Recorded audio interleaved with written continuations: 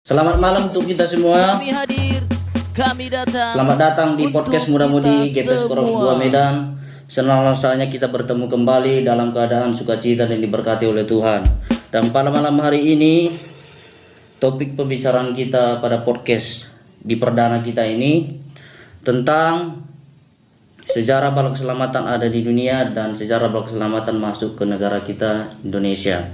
Ya, senang rasanya bertemu dengan hadir bersama kita dengan Ibu Mayor Pohan dan ada selaku pemimpin wanita divisi Sumatera Utara dan ada yang membantu saya, ada Bang Erzon selaku semua Korps 2 Medan, saya sendiri. Amin. Dan saya sendiri Ketua GPS Korps 2 Medan. Ya, begini, judul penting malam hari ini di podcast ini adalah bila saya katakan sekali lagi tentang sejarah bala keselamatan di dunia dan sejarah bala keselamatan masuk ke Indonesia. Oke, ya. Jadi kadang-kadang kita memang harus tahu dulu apa itu isi, dan kemudian setelah sudah tahu nanti kita isinya, maka orang tahu juga sebenarnya dasarnya dan awalnya, dan selanjutnya orang mengetahui, oh ini rupanya. Jadi selama ini orang bertanya-tanya, apa itu ya? Apa itu ya? Mengenai apa ini? Kan begitu. Jadi selamat malam Ibu. Selamat malam. Iya, sehat ya Bu ya? Puji Iya, Tuhan, itu luar penting biasa. Bu ya. Kalau kita sudah sehat, segala sesuatunya bisa selesai dengan Amin. baik. Kan Amin. gitu. Ya, puji Jadi Tuhan. kalau kita membahas sampai berapa lama juga pasti bisa, karena kesehatan sudah ada dulu. Kan gitu. Yang penting sudah ada Tuhan dulu dalam hidup kita. Ya. Dan kemudian ini Bu ya. Kadang-kadang orang mengetahui bala keselamatan itu. Nah, orang melihat bala keselamatan, ini saksi Jehovah itu. Nah, saksi Jehovah itu. Sering. Itu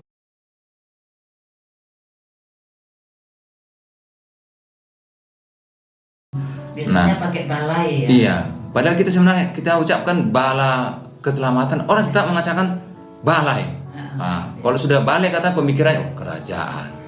Balai kerajaan. Padahal sudah kita usaha, bukan. Ini adalah bala keselamatan. Iya. Nah, jadi untuk sebelum ke sana Bu, kita mau tanya dulu mengenai sebenarnya bala keselamatan itu apa sih? Dan kemudian kenapa bisa tiba-tiba di Indonesia? Dan kemudian orang tidak tahu sebenarnya kan? Nah, jadi sebenarnya awalnya itu dari mana sebenarnya? Ya. Kemudian tahun berapa Ya. berdirinya, supaya orang tahu, oh rupanya bala keselamatan sudah lama sebenarnya. Kenapa kita baru tahu ini tahu? Ya. Kan gitu. Nah, kemudian apa sih yang dilakukan dari awalnya sehingga bisa sampai sekarang? Nah, begitu Bu, boleh Ya. di sharing sama kita, kemudian Ya. pada pemirsa juga. Oke. Terima kasih kesempatan pada malam hari ini bersama-sama dengan Smom dari Korps 2 Medan, juga Ketua GPS dari Korps 2 Medan. Ya. Luar biasa ini ya. Ya. Orang-orang muda yang benar-benar antusias diberkati Tuhan. Amin. Ya. Memang banyak yang tidak mengenal bala keselamatan, khususnya di Sumatera Utara. Iya. Ya. Iya. Betul sekali. Biasanya kalau bertemu begitu, apa itu pangkat-pangkat, apa Iya, itu betul. dan lain sebagainya. Nah, kita sekilas mengenal bala keselamatan, belajar Salvation bersama-sama. Army. Bala keselamatan itu awalnya tahun 1865 di bulan Juli. Oh, Di bulan Juli Iya. 1895. Awal pertamanya. Jadi bertempat di London. Iya. Di London. Iya, bertempat di London. Awal mulanya ini adalah gerakan ini sebelum The Salvation Army, nama awal mulanya adalah The East London Mission. East London Nah, Mission. The East London Mission ini utusan Injil London Timur. Berarti dari London Timur ya Bu ya? Ya, London utusan Timur. Injil London Timur. Ketika meluas ke seluruh kota London dan sekitarnya, maka dirubah menjadi The Christian Mission. Oh, diubah lagi. Ya, dirubah lagi, atau utusan Injil Kristen. Injil Kristen. Iya. Nah, itu sebelum menjadi bala keselamatan. Keselamatannya. Nah, berikutnya nantinya akan menjadi bala keselamatan. Iya. Seperti itu. Iya. Sebenarnya pendirinya ini adalah William Booth. William Booth. Iya, sebenarnya William Booth ini awalnya dia gereja Metodis. Oh, gereja Oh, iya. Metodis ya. Iya, awalnya dia gereja Metodis. Ya. Tetapi ketika dia melihat ada kesenjangan sosial antara si kaya dan si miskin. Ya. Kemudian William Booth merasa terpanggil untuk mencari orang-orang miskin. Terbeban. Ya, terbeban lah ya. Dan mereka yang tidak mampu pergi ke gereja karena berpikir kalau ke gereja kan, wah pakaiannya indah-indah itu ya. Nah, jadi rasa ada sesuatu yang terpanggil untuk orang-orang ini gitu. Maka perbedaan yang mencolok antara si kaya dan si miskin inilah, maka William Booth mempunyai suatu cita-cita memperbaiki kehidupan rakyat jelata dan berusaha turut meringankan penderitaan mereka. Nah, upaya yang dilakukan untuk menangkap jiwa pada saat itu adalah mengabarkan Injil dengan cara yang sangat unik untuk ratusan ribu orang bertempat tinggal di tempat-tempat mesum, kotor. Kotor di sini ya pelacuran, narkoba, berandal lah Bu ya. Hidup nggak beraturan lah ya. Betul, dikuasai minuman keras lah. Nah, mengupayakan bantuan kesejahteraan sosial pada penduduk yang tinggal di perkampungan.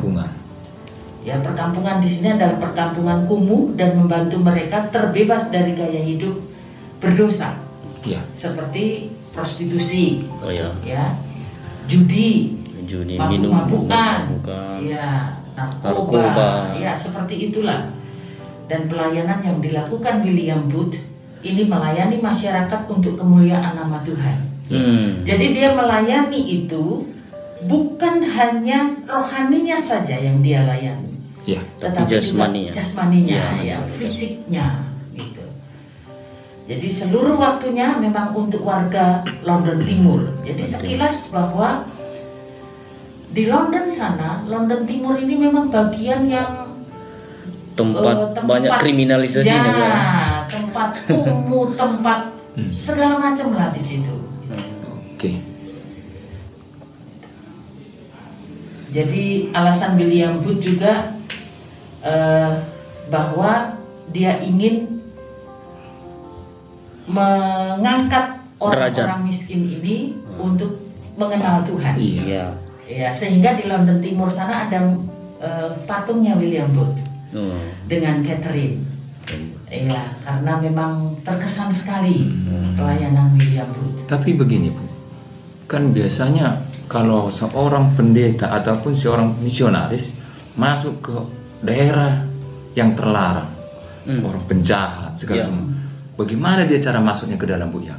Bagaimana juga mereka tiba-tiba bisa menerima seorang hamba Tuhan ini ataupun misionaris ini di tempat itu?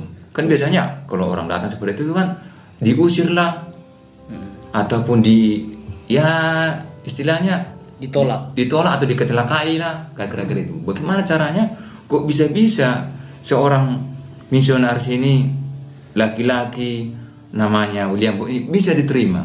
Ya. Jadi dia memang datang kepada mereka. Dia datang memberi makan, gitu. Dia datang, dikasih makan dulu dia memberi makan, kemudian memang dia menjangkau dulu. Jasmaninya dari jasmani dulu baru dia kasih rohaninya. Cukup luar biasa caranya. Iya, luar biasa William Booth. Berarti dengan cara itulah dia mengunjungi terus dan akhirnya makin lama kesadaran itu muncul bahwa kita sebagai manusia walaupun kita sudah paling rendah pun kita masih tetap diinginkan oleh Tuhan untuk berubah. Begitu caranya. Sehingga hamba Tuhan itu bisa diterima oleh masyarakat kecil dan makin lama makin besar. Jadi akhirnya di seluruh London diakui balas matan ada. Kira-kira itu kan. Dan kemudian memang dia berani. Berani gitu. Jadi kalau misalkan ada di situ pelacur atau apa, kalau kamu berbuat begitu terus, kamu akan masuk neraka. Berani dan tegas ya. Tegas, gitu. Tapi walaupun masih ada pun juga memang ditolak juga, memang kadang-kadang ditolak di satu tempat pasti nggak mungkin nggak ditolak kira-kira gitu. Tapi saking seringnya ditolak karena saking bosannya akhirnya terima juga jadinya. Mungkin seperti itu. Yang pertama itu dia berani, yang kedua memang dia punya keterbebanan. Ya, sehingga dia memang terjun dari paling bawah. Hmm. Jadi mendekati mereka, memberi makan mereka, kenyang mereka, baru Injil diberitakan. Fokusnya kepada orang yang lemah ya. Ya. Oke. Ya, kalau begitu kita iklan sedikit Bu ya. Ya. Sebelum kita iklan dulu Ya. supaya ada istirahat sedikit. Jangan kemana-mana teman-teman. Kasih Maha Kuasa kekal selamanya.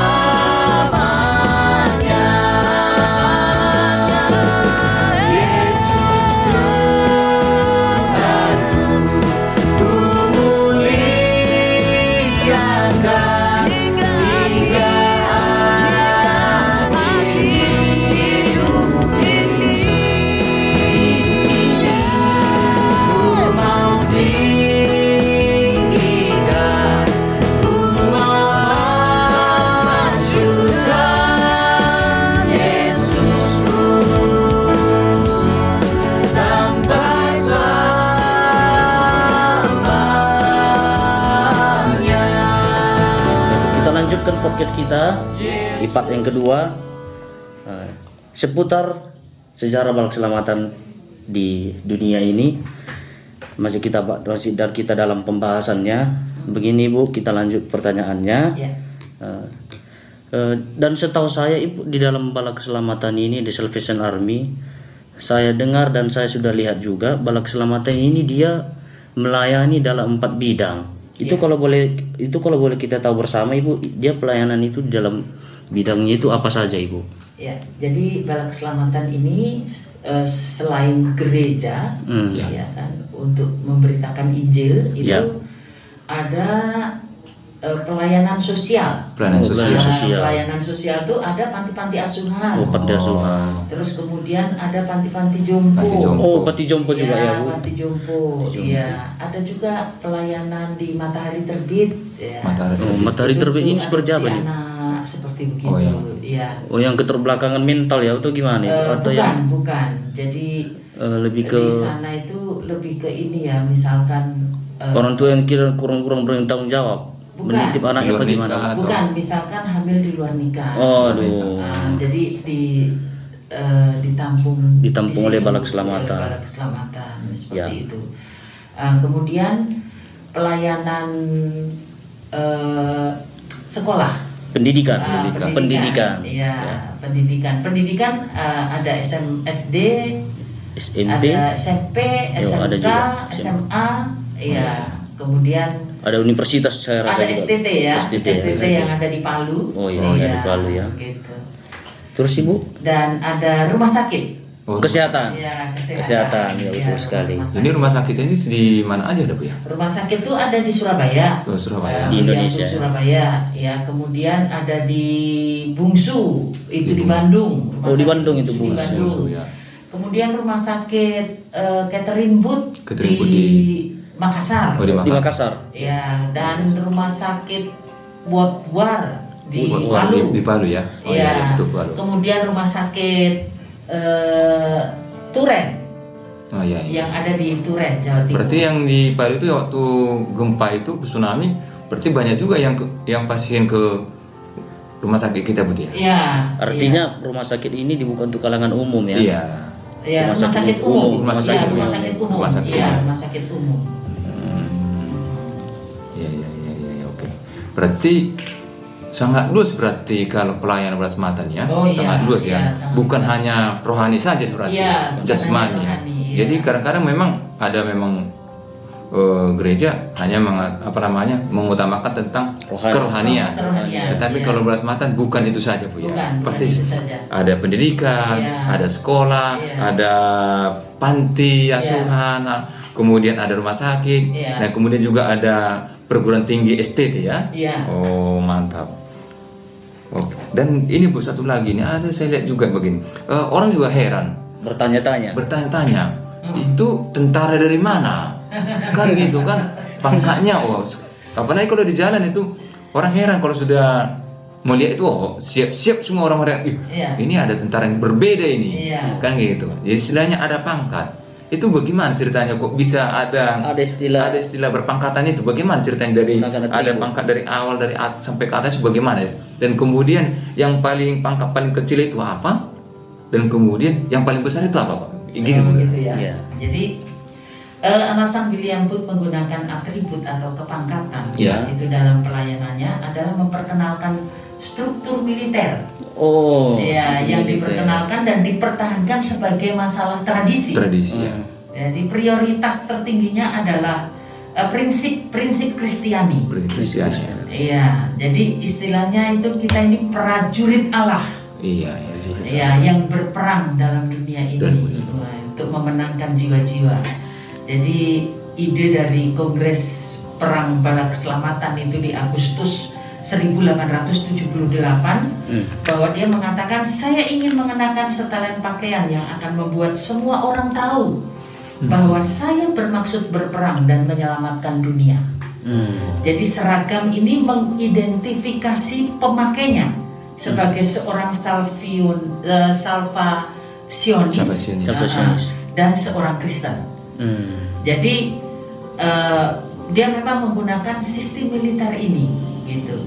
Jadi yang pangkat yang terendah itu sebelum dia menjadi ofsir, Ya. Ofsir sebutan untuk hamba Tuhan. Hamba Tuhan ya, officer. Untuk pendetanya, Untuk gitu pendetanya. ya. Jadi kalau pangkat yang terendah untuk pendetanya itu adalah letnan. Letnan. Iya. Oh, letnan. Letnan. Setelah dia 5 tahun dinas, Naik dia. 5 tahun dinas, dia sudah mengerjakan semuanya, Tugas-tugasnya. tugas-tugasnya, pelajarannya dan lain sebagainya, pelayanannya juga luar biasa, maka dia akan naik menjadi kapten setelah 5 kapten. tahun. Setelah kapten 15 tahun dalam pelayanannya, dia akan naik menjadi Mayor. mayor. Mayor. Ya, jadi kalau sudah mayor berarti itu adalah ofsir-ofsir yang sudah senior. Sudah senior. Istilahnya seperti itu. Nanti kalau ada kepangkatan yang di Selanjutnya. atasnya mayor, itu memang kepangkatan yang Istimewa lah dia. khusus. Ya. Artinya dilihat dari track record pelayanannya Ya, bagaimana? Nggak sembarangan menyerahkan itu ya. Ada jadi- banyak pertimbangan-pertimbangan Ya. untuk mendapatkan atribut itu ya. Ya, jadi dari mayor letnan kolonel. Oh, letnan kolonel. Letnan kolonel bisa Wah, menjadi luar biasa kolonel. Pak Selamat. Ya, kolonel bisa menjadi komandan teritorial seperti itu. Komandan teritorial. Ya, jadi seperti sekarang ini kita punya komandan teritorial itu Ya. pangkatnya kolonel. Kolonel. Kolonel Yusak Tampai. Bisa tambah ya. Seperti itu dengan ibu. Ya.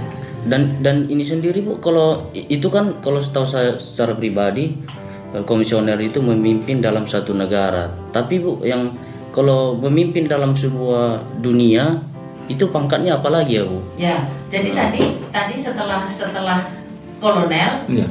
itu komisioner. Komisioner. Nah, itu komisioner. Itu juga komandan teritorial. Juga, Ya, komandan kadang-kadang teritorial. juga ada nanti bisa melayani juga Secara regional ya? Di luar negeri, seperti di luar itu. Di internasional juga bisa. Tapi untuk memimpin bala keselamatan di seluruh dunia Seluruh. itu adalah jenderal. Oh. Itu paling tertinggi Bu ya, Ya, jenderal ya. jenderal. Jenderal, ya. Gitu. Jadi dia jenderal, tapi istrinya bukan jenderal. Gitu. Oh, jadi apa ini Bu? Jadi istrinya komisioner. Oh, Tetap gitu. komisioner. Jenderal cuma Jenderal satu. Cuma satu ya. Ya. Istri nggak ikut jenderal ya? Ya, Oh gitu seperti ya. itu. Oh iya. Makanya orang heran juga kenapa pakai pangkat-pangkat begini kan gitu. Iya. Berarti nggak sembarangan sebenarnya kita Iya, memang pangkat. betul. Ini tanggung jawab kita sebenarnya. Ya, betul. Begitu ya. Memang agak heran memang masyarakat luas melihat tentang keseragaman kita. Itunya ya. Kadang-kadang orang heran, ini kenapa kok ada juga yang sudah tua-tua itu masih pakai es. Apa sih mereka ini? Iya. Kan ini orang heran sebenarnya bukan? Itu maksudnya ini gereja atau apa kan gitu. Iya. Nah, setelah sudah kita jelaskan ya mungkin nanti di masyarakat luas sudah menonton ternyata oh rupanya gereja Bala Samaritan ini seperti ini. Kan begitu. Berarti bagaimana dengan kita dengan gereja-gereja di sekitar kita ini? Apakah memang kita ada masuk ke mereka atau kita sendiri? Bu? Ya kalau untuk gereja-gereja kita punya hubungan yang baik. Hubungan baik ya, Dengan saling gereja-gereja. kerjasama ya. Iya. Mana tahu kan kalian, oh saya lebih bagus, saya lebih kuat. saya dulu begini kan, kadang-kadang begitu bukan? Iya. Namanya juga manusia. Kan? Ya, biasanya seperti itu. Tapi kita hubungan dengan gereja-gereja luar biasa gitu. Dan untuk kembali lagi tadi ke pangkatan itu seperti SS yang tadi disinggung. Iya. Sebenarnya kita diselamatkan untuk menyelamatkan. Untuk menyelamatkan. Oh, jadi Iya. itu arti tulisan S ini Bu, Ya, ya. diselamatkan untuk Untuk menyelamatkan. menyelamatkan. Kita sudah diselamatkan. Berarti kita untuk siap untuk Ya, menyelamatkan orang. Untuk menyelamatkan Jadi orang. keselamatan itu untuk disaksikan untuk menyelamatkan Betul, orang. seperti itu. Luar biasa Ibu. Oke. Sebelumnya Bu, kan tadi kepangkatan dalam kependetaan dalam bala keselamatan letnan, saya katakan. Dan sebelum letnan ada nggak sebelumnya itu Ibu untuk bisa menjadi letnan ini? Kan ada sebelumnya atau rekrut atau segala macam apa yang ada di situ, atau dari mana awalnya Bu? Ya. Kan nggak mungkin langsung tiba-tiba letnan kan? Ya, itu kalau jadi yang sebelum letnan itu ada kepangkatan. Ya, kepangkatan itu bukan kepangkatan untuk para pendetanya Bala Keselamatan, tetapi untuk anggota-anggota Bala Keselamatan. Oke. Umum. Untuk apa nanti kita tunggu dulu iklan yang lewat. Bu. Oh, iya. Iklan yang lewat. Supaya yang terlalu bosan kita akan nantikan. Itu kan kita nantikan iklan dulu. Ya. Tetap bersama kami. Mau masuk Yesusku sampai selamanya. Yesus Ya, kita lanjut kembali pertanyaan yang tadi. Saya ulang, mungkin pemirsa mungkin kurang mengikutinya, tapi saya pertanyakan lagi. Jadi begini Ibu, sebelum pangkat letnan dalam kependetaan Bala Keselamatan, ada tidak sebelum letnan itu? Ada tidak tingkatan-tingkatan sebelumnya? Ya. Jadi kalau kepangkatan letnan yang seperti tadi saya jelaskan itu adalah kepangkatan untuk Pendeta. pendeta-pendeta yang ada Langsung di Bala langsung Keselamatan. pendeta ya, langsung Ya. pelayanan ya. Tetapi kalau anggota Bala Keselamatan Ya. itu ada kepangkatan juga. Nah, jadi ada pengikut. Pengikut Oh, ada ya. pengikut. Ya kan? Pengikut kalau pertama kali dia masuk itu awalnya kalau dia bukan anggota Bala Keselamatan itu simpatisan. Simpatisan pertama. Simpatisan. Ya, Simpatisan. simpatisan. Tapi kalau dia anggota Bala Keselamatan dia pengikut, Pengikut. gitu ya. Udah terdaftar ya Bu ya. Ya, gitu. Kalau pengikut dia berarti kalau dari anak-anak berarti dia sekolah minggu, dari sekolah minggu dia nanti prajurit muda. Prajurit muda. Ya, ada tanda S-nya di sini. Iya. Ya, Tanda S warna dikeras putih ya. itu, warna putih. Iya, terus kemudian ada logo juga di sini, Logo, pin ya. itu ya, Pin ya.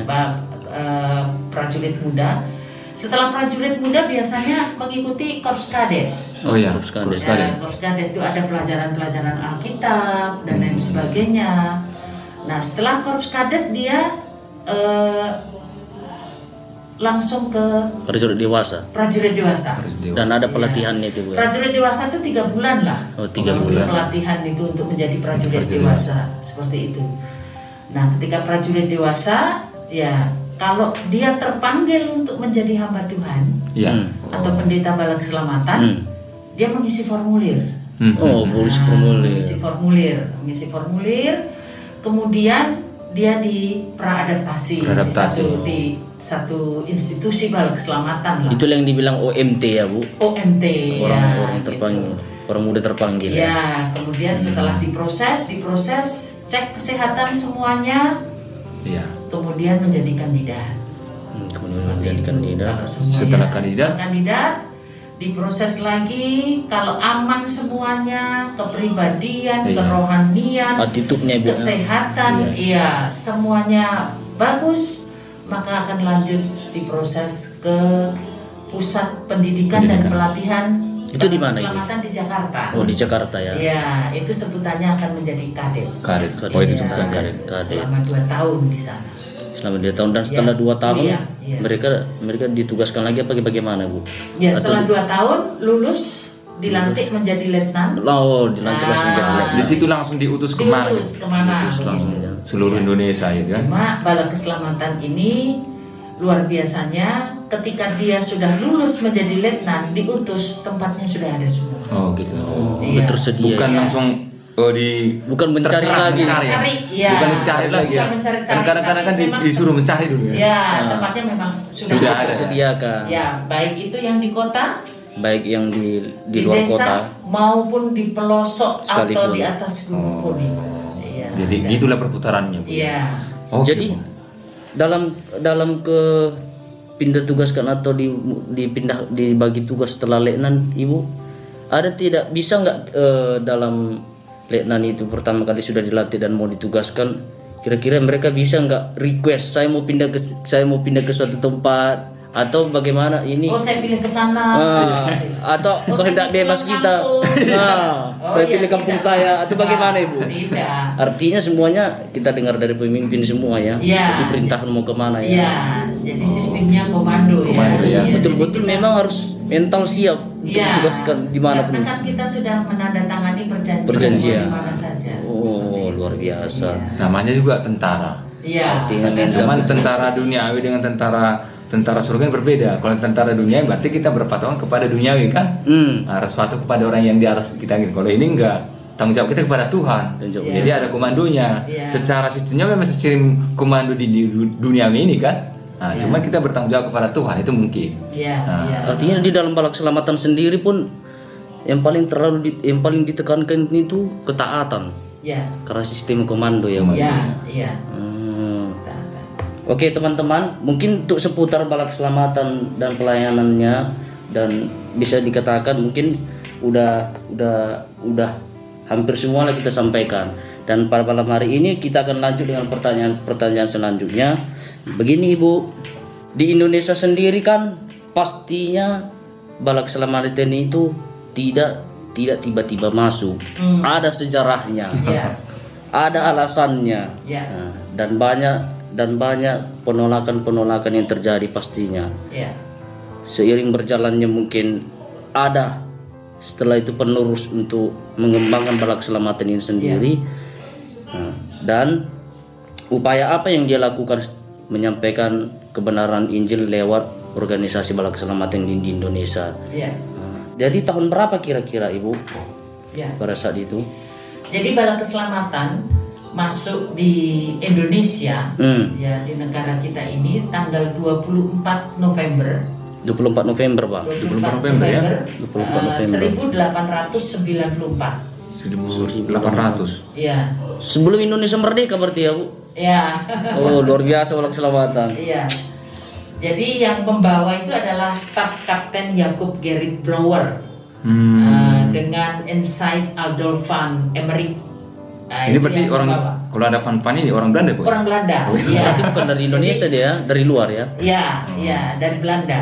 Ya, jadi asal mula tempat pertamanya itu adalah Purworejo. Purworejo Ya, di Purworejo itu Di Jawa sana ya Bu? di Jawa Tengah. Di Jawa Tengah. Iya, di Jawa Tengah, tepatnya di Sapura.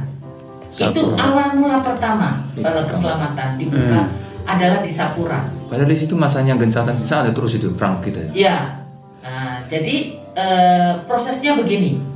Hmm. Awalnya itu seorang offiser bala keselamatan berkebangsaan Belanda, Iya. Insight Adolf van Emmerik, Aha. mengunjungi London dan memberikan keterangan yang sangat berharga serta saran agar bala keselamatan dimulai pekerjaannya dan pelayanannya di Indonesia. Oh, begitu. Ya, karena sebelum ia menjadi officer, ini Bapak Insight Adolf van Emmerik ini pernah beberapa tahun menetap di Jawa. Oh, berarti udah pernah kini sih Ya, karena kan memang ini Indonesia jajahannya Belanda. Jajahan Belanda, oh, Iya, jajahannya Belanda. iya. Dan kelanjutan kunjungan Adolf van Emmerik ini, maka Jenderal mengutus Staf Kapten Jacob Gerrit Brouwer serta Insight Adolf van Emmerik ini ke Hindia Belanda atau Indonesia. Indonesia, ya. Sebutan waktu itu Hindia Hindia Belanda. Belanda. Iya. Jadi mereka berangkat dari Amsterdam. Dari Amsterdam. Ya, pada akhir bulan Oktober dan tiba di Indonesia hari Jumat 24 November Jumat 24 1894 di Tanjung Priok. Tanjung Di Priok. Tanjung Priok. Iya, dan awalnya ditentang sebenarnya. Ditentang, dilarang ya, karena mereka berpikir waktu itu pemerintahan Belanda ini akan mengancam ini gitu. akan mengancam. Tetapi dijelaskan oleh Komisioner Elvin, pemimpin Bala Keselamatan di Belanda pada waktu itu. Pada waktu itu. Ya, bahwa mereka pergi itu tidak akan mencampuri urusan politik. Oh, artinya fokus pelayanan untuk Fokus rohani, pelayanan untuk untuk rohani. jiwa-jiwa. Akhirnya mereka diterima dan mengadakan pertemuan dengan Gubernur Jenderal sebutan pada waktu itu, dan mereka mendapat banyak saran serta petunjuk. Sesuai saran itulah maka petunjuk Gubernur Jenderal Hindia Belanda pada waktu itu, mereka memilih Purworejo di Jawa Tengah sebagai tempat permulaan. ya. Iya. Dan kedua perintis ini merasa yakin bahwa tempat yang paling baik pada waktu itu memulai pekerjaan adalah Sapuran, Jawa Tengah. Nama tempat itu sendiri ya. Iya, jadi sebuah desa kira-kira 50 km dari kota Purworejo, Jawa Tengah. Di situ awal mulanya. Oh, begitu ya, Bu. Ya. Jadi, Bu, ketika tadi kan sudah membahas pelayanan Bala Keselamatan itu ada bergerak di 4 bidang. Ya. Dan di Indonesia sendiri itu berlaku juga berarti ya, Bu? Ya. Oh, berlaku Ya. juga sebenarnya. Berlaku juga. Wajib dan berlaku ya. Nah, dan sampai pada saat ini teman-teman, pelayanan Bala Keselamatan itu sendiri tadi yang sudah kita katakan melayani dalam sosial, pendidikan, kesehatan, dan yang paling utama itu kerohanian. Sampai selamanya, Yesus Tuhanku, ku muliakan hingga akhir hidup ini. Ku mau tinggikan, ku mau masuk Yesusku sampai selamanya.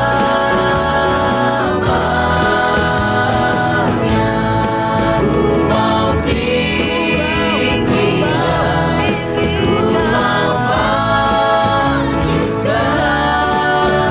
Yesusku sampai selamanya.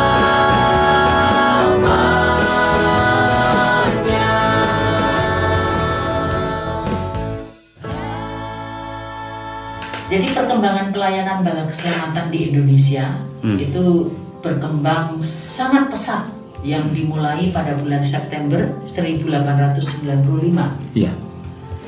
Kemudian datang bantuan beberapa opsir dari Inggris pada waktu itu. Jadi pekerjaan yang meluas ini memerlukan tenaga-tenaga dari Indonesia, maksudnya dari pribumi pada waktu itu. Jadi bukan hanya dari Inggris beberapa opsir itu, tetapi dari pribumi, karena terlalu berkembang pesat Iya. pelayanan Bala Keselamatan di Indonesia. Dan didirikanlah pusat latihan Bala Keselamatan pertama kali di Gedung Pani. Gedung Pani. Ya, Gedung Pani itu dekat Semarang. Oh, di Semarang, Jawa Tengah ya, Bu? Ya, Jawa Tengah. Jawa Tengah. Jadi memang pada waktu itu Bala Keselamatan baru ada di Jawa. Iya. Ya. Jadi tahun 1903. 1903, Pak. Ya, 7 tahun pekerjaan Bala Keselamatan di Indonesia di bawah teritori Australia pada waktu Australia, itu. di bawah Australia. Namun teritori masih Australia. teritori Australia. Oh. Jadi tahun 1905 diangkat Letnan Kolonel P. Van Rossum, ya, Orang Australia? Orang ya, Australia. sebagai komandan teritorial pertama kali di Pulau Jawa. Ya, dan pada tanggal 15 September 1913 itu Insight Charles Jensen dan Hendrik Lois merintis Bala Keselamatan di Sulawesi Tengah. Oh, di Sulawesi, meluas ke Ya, Sulawesi ya, Bu. ya, itu Kulawi dan Rowiga. Ya, Kulawi daerah dan situ. Rowiga, dua tempat. Sekolah dan tempat-tempat penginjilan didirikan Didirikannya. di Sulawesi Tengah.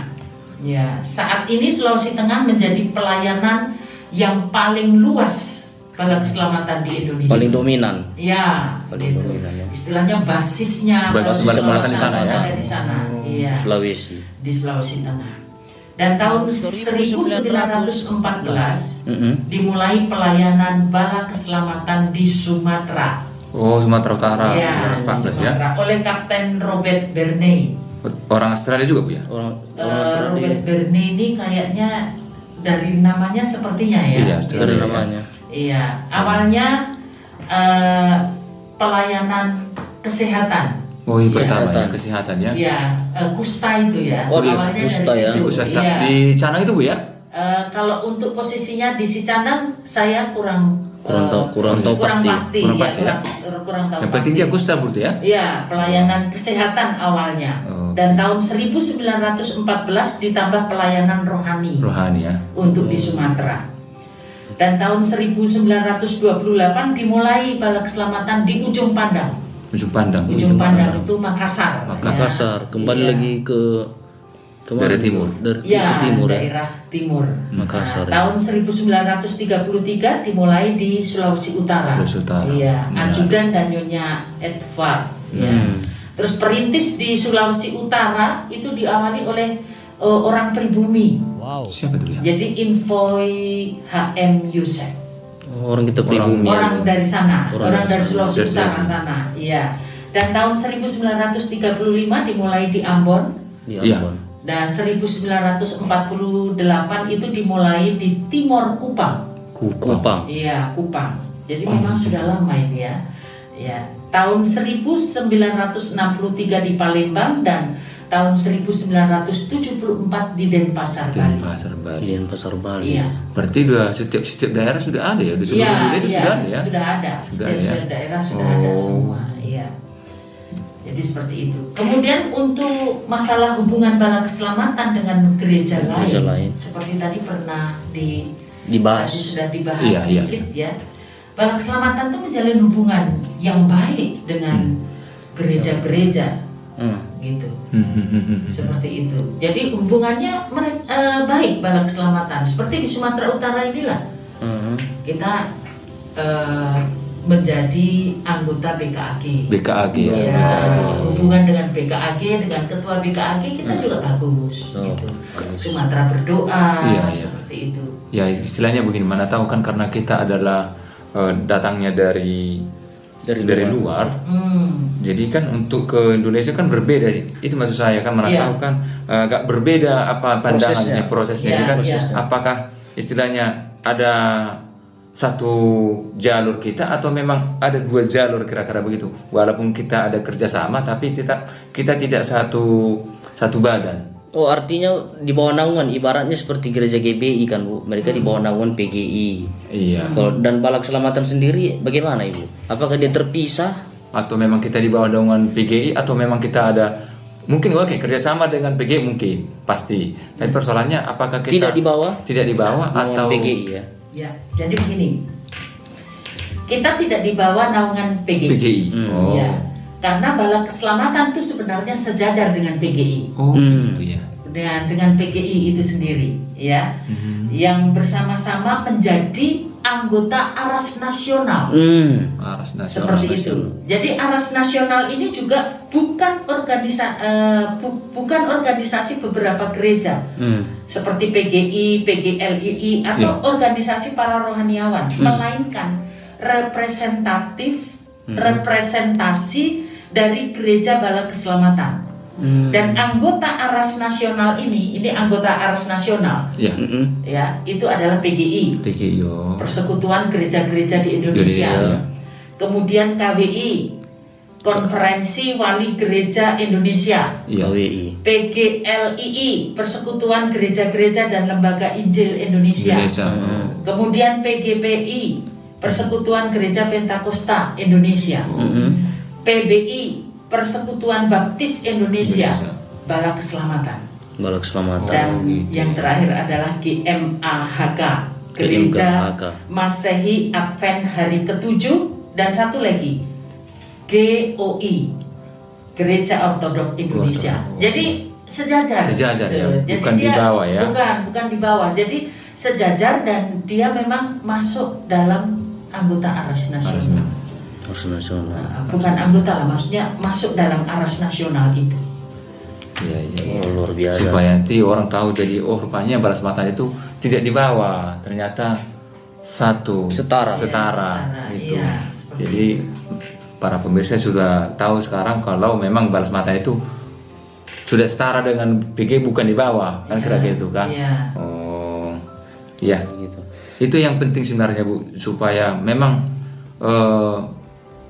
pemikiran-pemikiran orang, pertanyaan-pertanyaan orang, dan ya pandangan orang sudah terjawab sudah. Iya. Ternyata bala keselamatan itu ternyata ini rupanya. Iya. Nah itu, Betul. itu paling penting. Iya. Nah selanjutnya nanti mungkin mereka sudah mengetahui pelan-pelan. Yang penting utama sejarah keselamatan itu pertama Bu. Iya. Nah, jadi karena Ibu sudah menjelaskan, waduh rupanya bersyukur sekali kita mendapatkan seorang ibu yang bisa menjelaskan lebih baik tentang bagaimana sebenarnya asal mula balas mata, dari mana dan sampai ke Indonesia kapan. Kok bisa ada sampai Indonesia?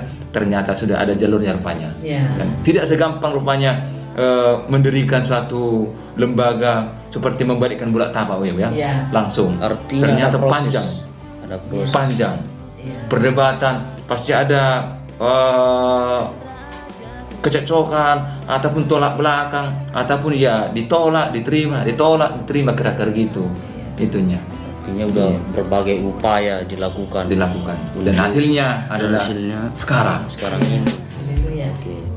Jadi sekian dan terima kasih untuk malam hari ini Bu, untuk pembahasan kita malam hari ini. Mungkin di beberapa pertanyaan ini pertanyaan-pertanyaan yang mewakili teman-teman yang selama ini mempertanyakan, penasaran akan pelayanan bala keselamatan, dan kita tahu di dalam pelayanan khususnya dalam rohani haruslah kita saling mendukung, bukan untuk saling melemahkan, ya kan? Dan itu jelas Tuhan ajarkan sama kita.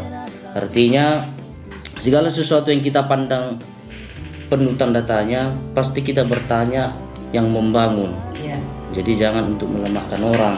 Jadi ini malam hari ini usaha kami untuk menyampaikan, memberitahukan kepada teman-teman pelayanan bala keselamatan itu seperti apa.